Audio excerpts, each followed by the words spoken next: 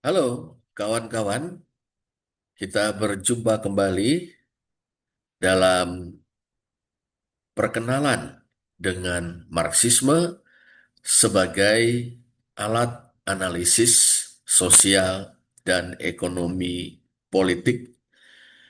Sebagaimana kita ketahui, sebagai alat analisis sosial dan ekonomi politik, Marxisme memiliki 4 komponen.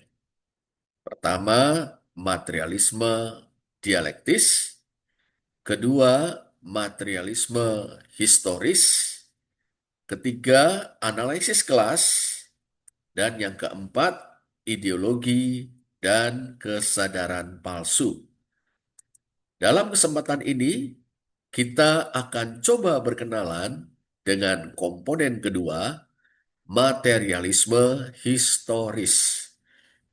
Nah, kawan-kawan, materialisme historis atau kalau Marx menyebutnya konsepsi materialis tentang sejarah adalah komponen kedua dari Marxisme sebagai alat analisis sosial dan ekonomi politik. Materialisme historis adalah cara Marx, Engels, serta kaum Marxis sesudah mereka untuk menjelaskan perkembangan dan transformasi masyarakat manusia di sepanjang sejarah. Secara sederhana, materialisme historis atau konsepsi materialis tentang sejarah adalah teori bahwa kondisi-kondisi material atau kondisi-kondisi ekonomi kehidupan adalah pendorong-pendorong utama perubahan sejarah, struktur-struktur sosial, sistem-sistem politik, idea-idea, kebudayaan, agama, dan hukum atau undang-undang. Adapun kondisi-kondisi material atau kondisi-kondisi ekonomi kehidupan itu adalah segala sesuatu menyangkut bagaimana atau cara manusia menghasilkan kebutuhan-kebutuhan pokok atau sarana-sarana penghidupannya. Pangan, papan atau tempat tinggal, demikian juga sandang, peralatan, dan teknologi. Nah, dalam karyanya The German Ideology atau ideologi Jerman yang terbit dalam kurun waktu antara 1845-1846, Marx memaparkan, man can be distinguished from animals by consciousness, by religion, or anything else you like. They themselves begin to distinguish themselves from animals as soon as they begin to produce their means of subsistence, a step which is conditioned by their physical organization. By producing their means of subsistence, men are indirectly producing their actual material life. Artinya, manusia dapat dibedakan dari hewan berdasarkan kesadaran, agama, atau apapun yang saudara suka. Mereka sendiri mulai membedakan diri dari hewan segera setelah mereka mulai menghasilkan sarana penghidupan mereka. Suatu langkah yang dikondisikan oleh organisasi fisik mereka atau pengorganisasian fisik mereka. Dengan menghasilkan sarana penghidupan mereka, manusia secara tidak langsung menghasilkan kehidupan material mereka yang sebenarnya. Marx juga mengatakan dalam karya yang sama, the way in which men produce their means of subsistence depends, first of all, on the nature of the actual means of subsistence they find in existence and they have to reproduce. This mode of production must not be considered simply as being the production of the physical existence of the individuals. Rather, it is a definite form of activity of these individuals, a definite form of expressing their life, a definite mode of life on their part. As individuals express their life, so they are. What they are, therefore, coincides with their production, both with what they produce and with how they produce. The nature of individuals thus depends on the material conditions determining their production. Artinya, cara manusia menghasilkan sarana penghidupan mereka bergantung pertama-tama pada natur dari sarana penghidupan aktual yang mereka temukan dan harus mereka reproduksi. Cara produksi ini tidak boleh dianggap hanya sebagai suatu produksi eksistensi fisik individual. Sebaliknya, ini merupakan bentuk aktivitas tertentu dari individu-individu ini, bentuk tertentu dari ekspresi kehidupan mereka, cara hidup tertentu dari pihak mereka. Sebagaimana individu-individu mengekspresikan kehidupan mereka, demikianlah mereka adanya. Oleh karena itu, apa adanya mereka bertepatan dengan produksi mereka, baik dengan apa yang mereka hasilkan maupun dengan bagaimana mereka menghasilkannya. Dengan demikian, natur individu-individu bergantung pada kondisi-kondisi material yang menentukan produksi mereka. Nah, materialisme historis, kawan-kawan, sering diringkas dengan menggunakan kalimat yang terkenal dari kata pengantar yang dibuat Marx untuk karyanya A Contribution to the Critique of Political Economy, terbitan 1859. It is not the consciousness of man that determines their existence, but their social existence that determines their consciousness. Bukan kesadaran manusia yang menentukan eksistensi mereka, tetapi eksistensi sosial mereka lah yang menentukan kesadaran mereka. Nah, sekarang kita coba memperhatikan idea-idea pokok atau gagasan-gagasan pokok dari materialisme historis atau konsepsi materialis tentang sejarah. Yang pertama, basis ekonomi menentukan bangunan atas atau struktur atas atau superstruktur masyarakat. Basis atau bangunan bawah adalah fondasi ekonomi masyarakat, yakni cara produksi, bagaimana barang atau jasa diproduksi, plus hubungan-hubungan produksi, soal siapa yang memiliki alat-alat produksi dan siapa yang mengoperasikannya.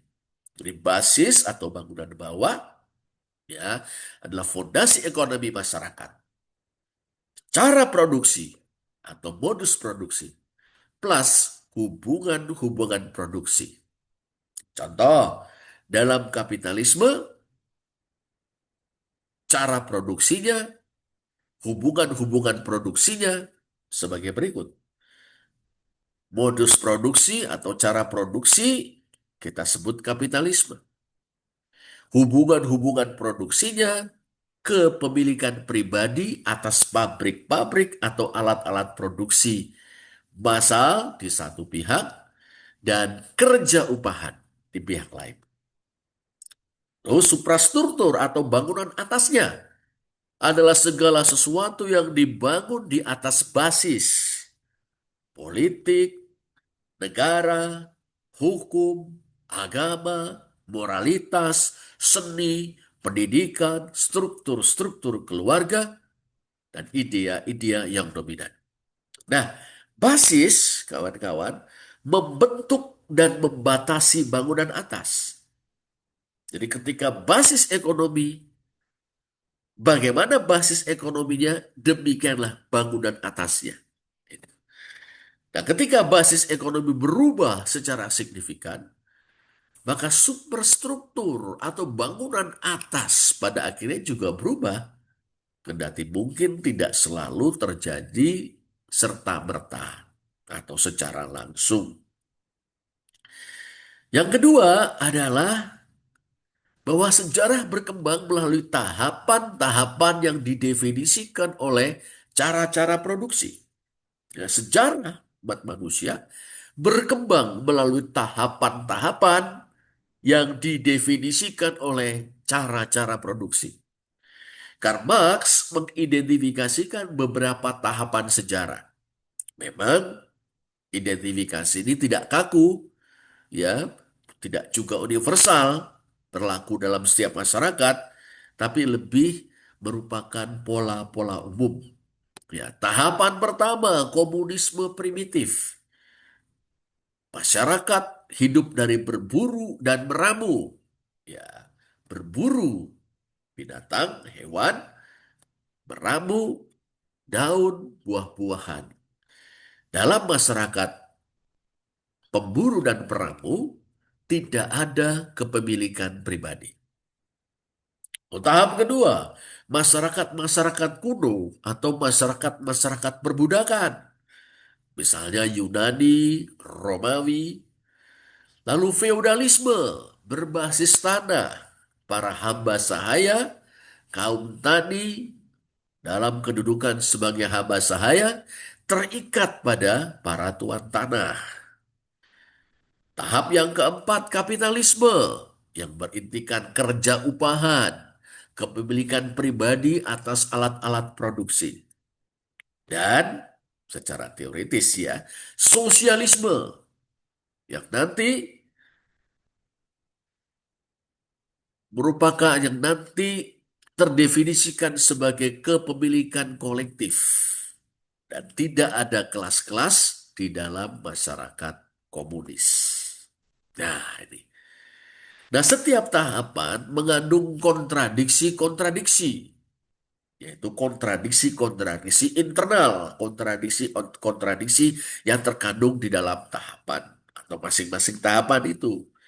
Nah, kontradiksi-kontradiksi itu pada akhirnya menyebabkan penggulingan ya suatu cara produksi, basis dan superstrukturnya, dan penggantiannya dengan suatu cara produksi yang baru.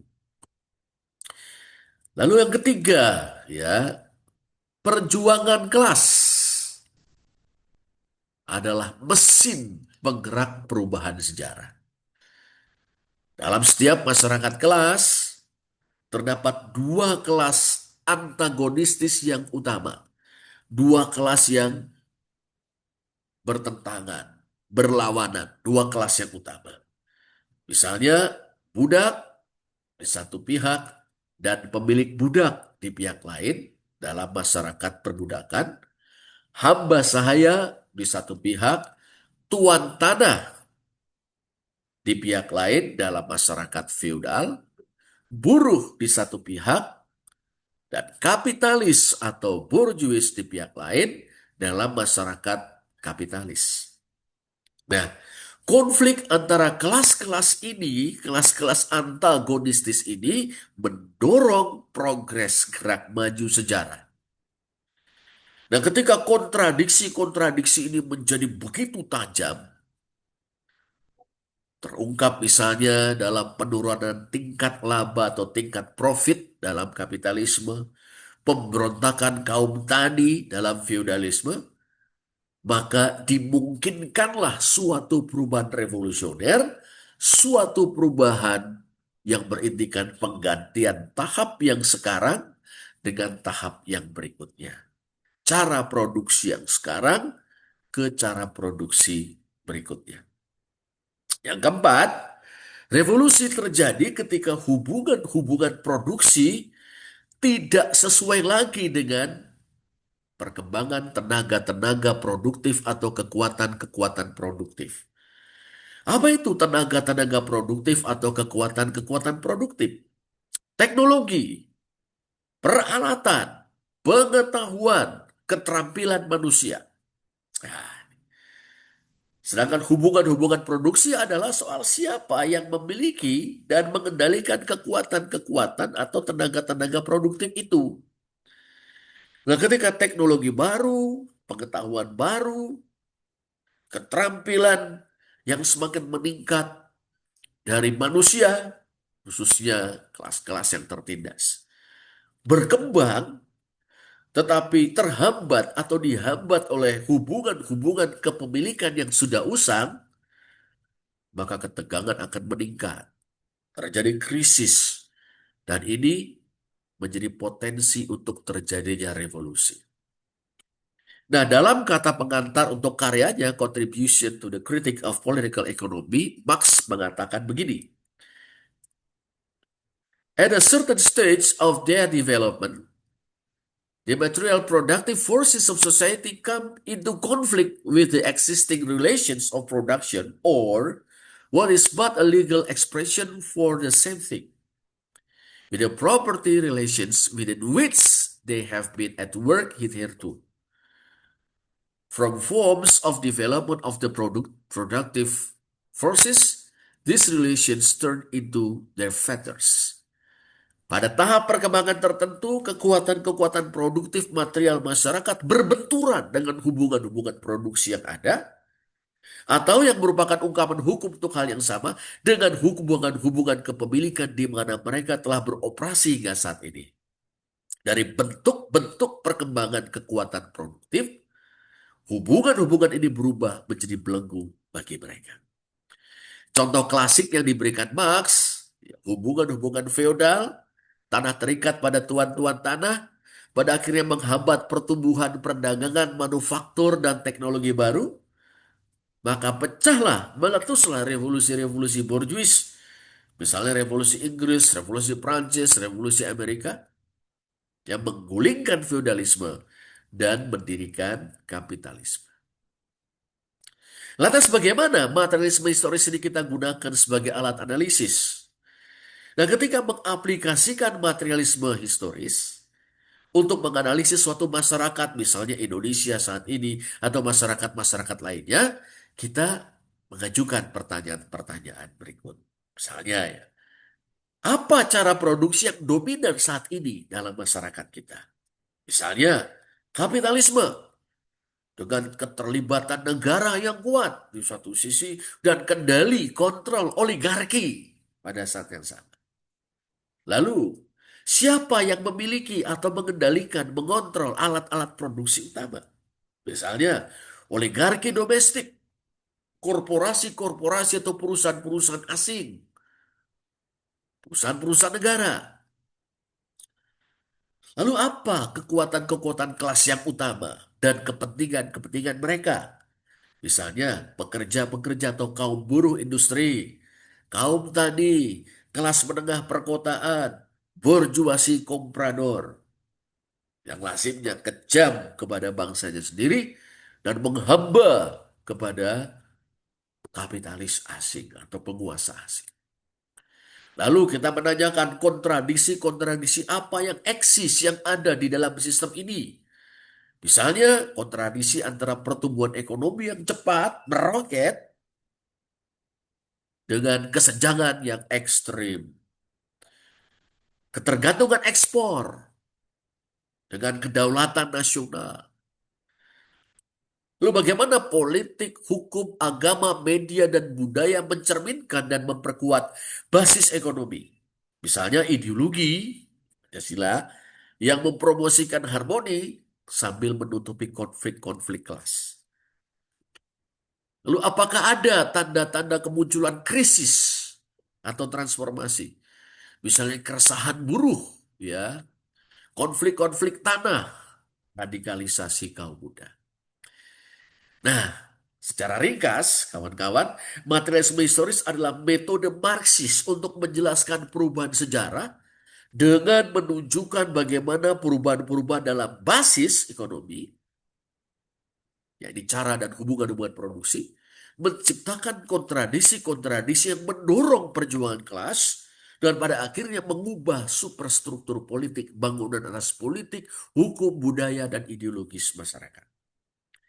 Materialisme historis, pendeknya, adalah suatu cara yang dinamis, materialis, berpusatkan kelas dan dalam membaca sejarah dan masyarakat, bukan sebuah rumusan kaku, tapi merupakan alat yang ampuh untuk mengungkap kekuatan-kekuatan yang mendasari perkembangan sosial dan ekonomi politik. Demikianlah perkenalan kita dengan materialisme historis.